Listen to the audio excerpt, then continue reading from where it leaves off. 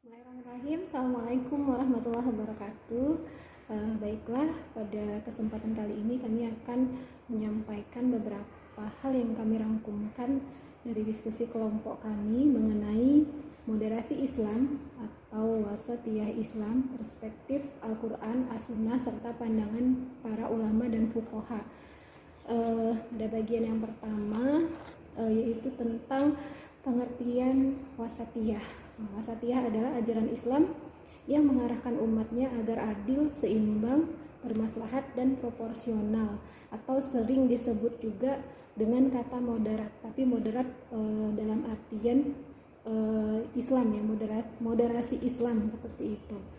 Nah, wasatiyah Islam ini bukanlah ajaran yang baru atau ijtihad baru, namun ia telah muncul seiring dengan turunnya wahyu Allah Subhanahu wa taala di muka bumi pada 14 abad yang lalu.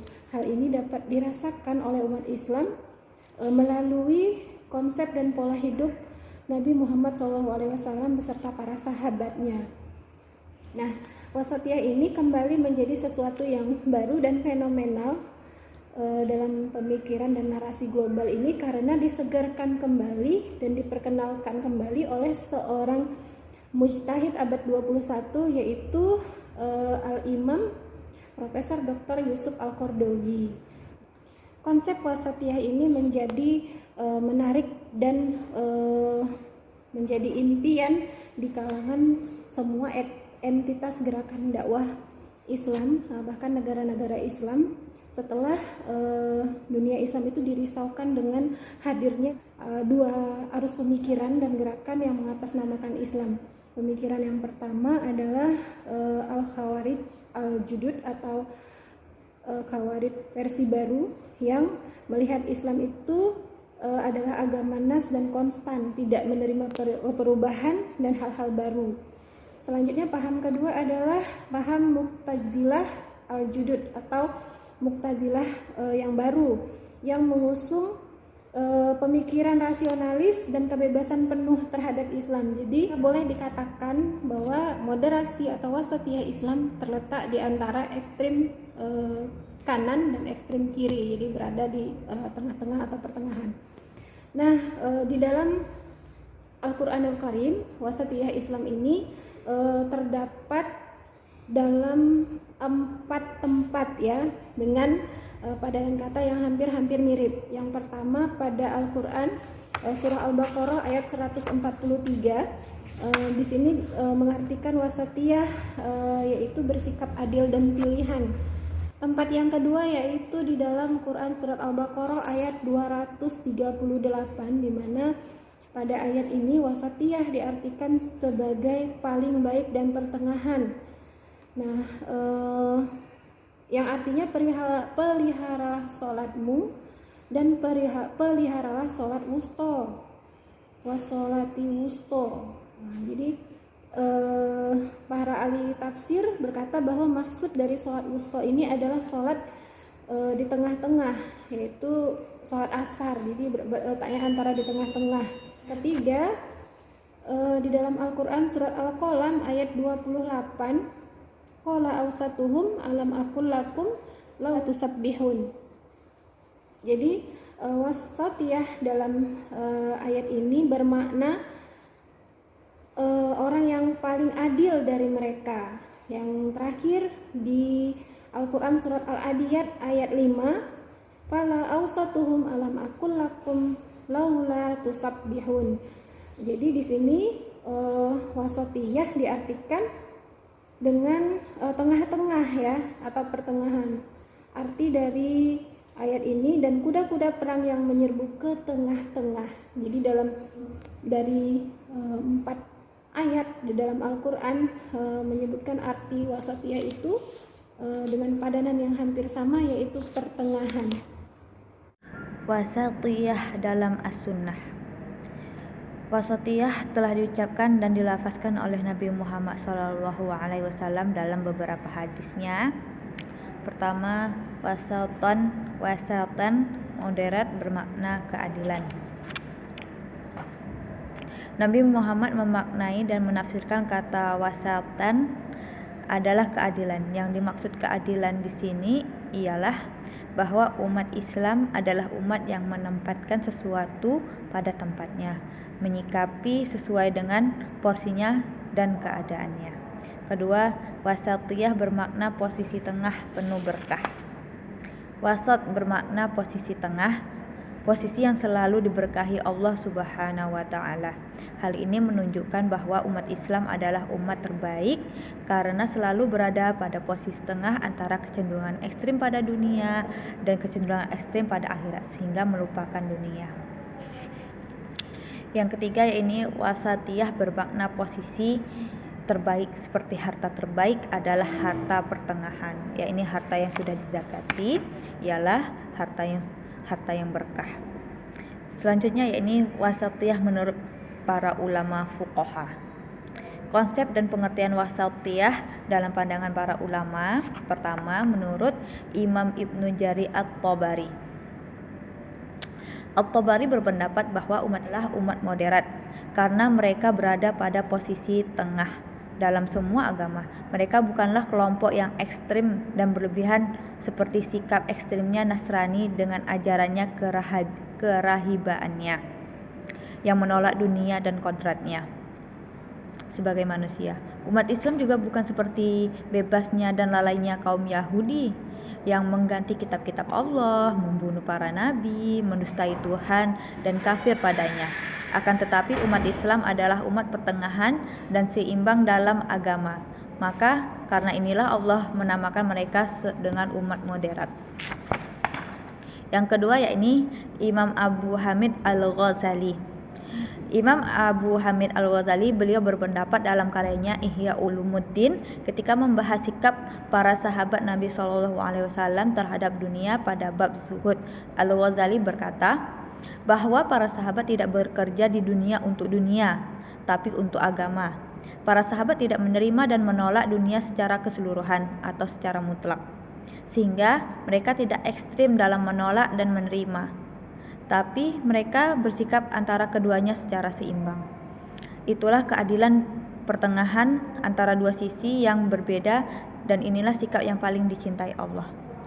Al-Ghazali melihat bahwa kehidupan ideal dalam mengaktualisasikan ajaran Islam adalah dengan jalan pertengahan, seimbang dan adil atau proporsional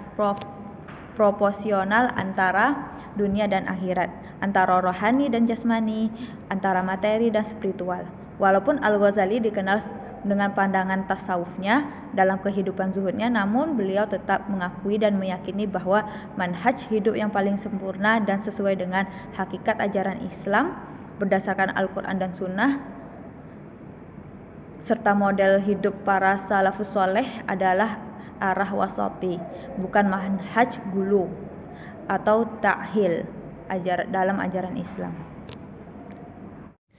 Wasatiyah menurut Imam Al-Qurtubi, seorang ulama tafsir dengan tafsir yang terkenal, Al-Jami' li Ahkam Al-Quran, mengatakan bahwa umat wasatan itu adalah umat yang berkeadilan dan paling baik karena sesuatu yang paling baik adalah yang paling adil. Beliau juga mengatakan bahwa umat Islam harus menjadi umat yang selalu pada posisi pertengahan dan moderat, tidak pada posisi ekstrim atau berlebihan. Selanjutnya, wasatiyah menurut Imam Ibnu Taimiyah, dikenal sebagai ulama yang sangat tegas berpegang pada Al-Quran dan As-Sunnah. Beliau mengatakan bahwa pemikiran moderat atau wasati itu tetap sebagai arah pemahaman dan pemikiran Islam yang paling tepat.